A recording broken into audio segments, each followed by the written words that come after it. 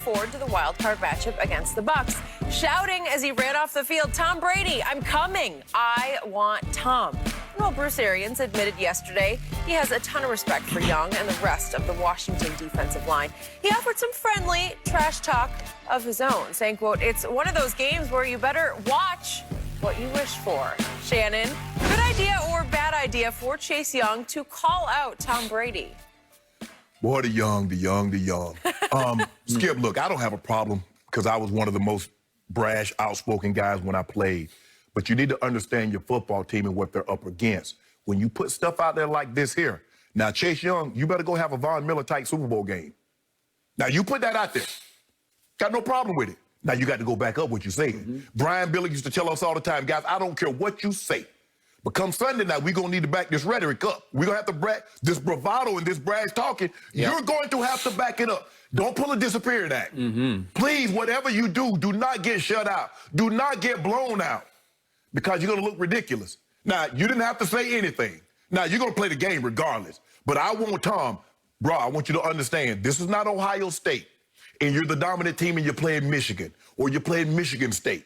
This is a whole different animal. These are pros. They're not in awe of you. They don't fear you. This is the NFL. Everybody was an All-American, was an All-Conference player at somewhere. Yep. Were great somewhere. Yep. So all I'm saying is, Chase Young, you need to understand, since you've spoken and you like, I want Tom, I'm coming, you need to come, and everybody remembers what Von Miller did in the Super Bowl to Cam. You need to have that kind of a game. You need to have that kind of an impact to back up what you're saying. Now, I'm going to be watching. I was planning on, what was I planning on doing? Watching the game anyway. But I'm going to be watching with a very, very close eye, Skip. I'm going to make sure I keep my eye on Chase Young and Donovan Smith, or Chase Young and Christian Worth. That's the matchup I'm going to watch. That will boil down to one of those two. So I'm going to see. Chase, please, you need to go out there and take this game over. You need to be Reggie White against the Patriots in the Super Bowl. You need to have one of those type games because, bro, you put it out there. I want Tom. I want Tom. Everybody always wants something until they actually get it, and then you realize, man, I don't want this. I don't want these kind of problems because that's a different animal. Okay, as I always tell you on this show, there's one man in sports I would never bet against. And he now wears number 12 in, what's that color? Pewter. Okay. There's one man whose cape I wouldn't tug on before a big game, especially a first playoff game. And that's that guy, Thomas Edward Patrick Brady Jr. And just for our younger viewers to remind them, there's a side of Brady, his alter ego, I call Psycho Tom. And you don't ever see it during the week, but occasionally during a game, it comes out where he just kind of loses it during the he'll run down and headbutt Gronk after a big touchdown throw. And he'll also trash talk. He'll go back and forth with somebody on defense. If they want to talk, if they started, he'll try to finish. Right. Okay, I want to remind everybody of what happened in a game 2007. First year that Tom Brady had Randy Moss, and they got to 12-0, and here came the Pittsburgh Steelers to Foxborough. And there was a young man who was starting at free safety for Pittsburgh named Anthony Smith. Anthony Smith. He was only starting because my friend Ryan Clark had spleen surgery, so he was gone for the rest of the year. So Anthony Smith got elevated in the starting lineup, and he made the mistake before the game of talking about Tom Brady and the Patriots, saying, well, everybody says, how are we going to deal with them? And the question is, how are they going to deal with us? And then he went all the way to, he guaranteed that they would stop the unbeaten streak, 12-0 at Foxborough the coming Sunday. And what happened right away in that game? Well, Pittsburgh scored first on a field goal, and then here came Tom Brady. And if we could see what happened, Tom Brady first hit Randy Moss with a shorter touchdown pass of 4 yards, and ran into the end zone and got in Anthony Smith's face. Look at James there. You know James go back his boy. James come back. And then he came right back the next series and went bombs away to Randy Moss for 63 yards, victimizing one poor Anthony Smith. Because he's supposed to be the whole safety. Look at him. There you go. Goodbye.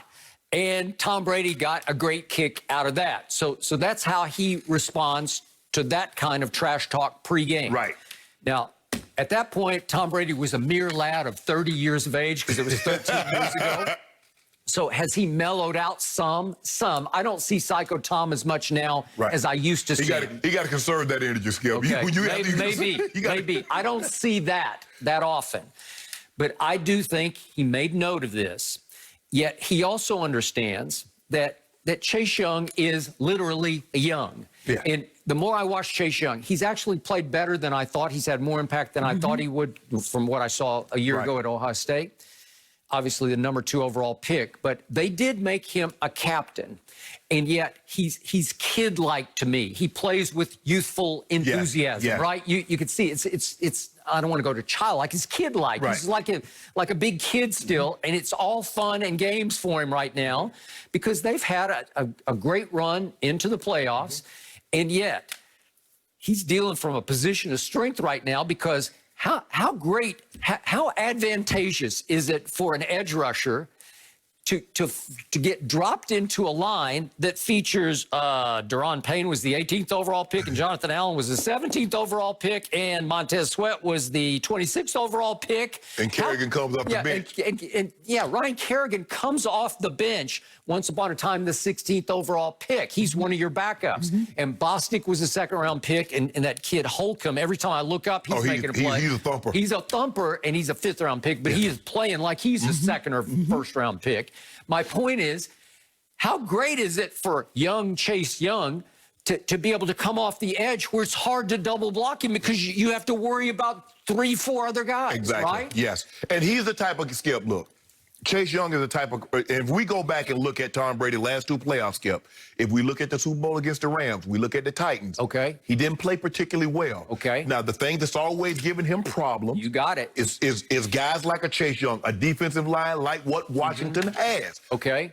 So actually, Chase Young was speaking from a position that can have direct impact on the quarterback, right? Direct. It's one guy where you can't really victimize him as much as he can victimize you, Correct. right? You can't burn him with a 63-yard pass to Randy Moss, but he can get you on the ground. Right. He can do damage to Tom Brady in ways that what do you always preach from your side of the table? Knock him off his spot. Put any kind of heat on him. He's going to fold quickly. Yes. Well, he does. He is truly in self-preservation mode right now, right? Oh, you better be. Okay, you have to be at age 43. Yeah. So if they protect him, as you say, you better look out. Oh, yeah, bad things are going to happen if they protect him. But the guys that's going to play a bigger role is the 2 inside guys. Because, Skip, the thing is that Brady will step up in the pocket. Now, he's not looking to escape. Now, he'll roll more towards right. We saw that Sunday when he rolled and hit AB. But those guys, Payne and Allen inside, to collapse the pocket when those edge guys force him up into the pocket, they need to be there. And that's what gave him problems when he faced Denver. They had Malik Jackson and Derek Wolfe, but they had Von Miller and DeMarcus Ware. So if you were too far deep, one of those edge rushers was going to get you. You step up, those big guys inside were going to bring you down. So Allen and Payne is going to play as key a role as Chase Young, but Chase Young's going to have to get off the rock. He's going to have his best game because he doesn't understand, Skip. And people say, well, you look at preseason, it's one tempo. You look at the regular season, it's another tempo. Yep. But once you hit the playoffs, it's the Indy 500. Okay, I think it was not wise for him to say this. But I also think that spread has ballooned now on Fox Bet all the way up to 8.5. And I told you yesterday, I would take these points as much as I love Brady and the Bucs. Okay, well, No, I'm giving you. I give you the points. You think Brady and the Bucs are going to win this easily? Yeah. I cannot fathom it because of what you have preached from across the table. This is exactly the kind of defense he has a hard time against. But also, Skip, this is the type of offense that Tampa's defense will destroy. Because you don't move the ball because the quarterback is not mobile enough to get out of harm's way. Here's what I fear the most. Devin White is gone for this game. Right. He is their leading sacker because I don't know a linebacker who blitzes better than Devin White. He is the best I've seen in the whole game. In the NFL, nobody gets to the quarterback faster and more lethally than Devin White He has tremendous timing to time it up to hit the gap on the dead run, and he's running. Oh, Skip, he ain't doing all that dancing with them running backs. Okay. He running slap over the top of them. All right, so he tested positive for COVID.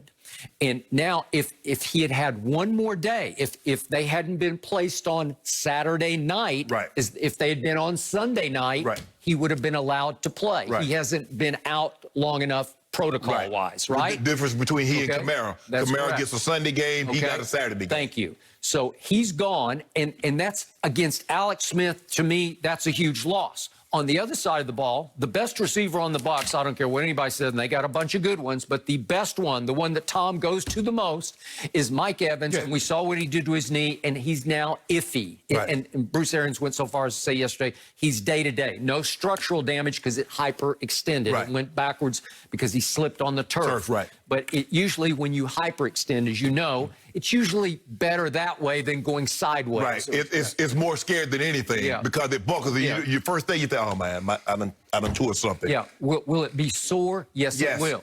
But will Mike Evans suck it up and play? He'll try because that kid has got big guts. Mm-hmm. But the point is, what if you don't have your best? What if it's just too sore to go? Right. Okay. Now you're down your best receiver and your best. You can argue your best defender. Right. I think he is. Of all that they got, that's the most valuable. He's a complete player. They're not great in pass coverage, Skip. That's why they blitz him a lot. Yep. So we're going to make you block.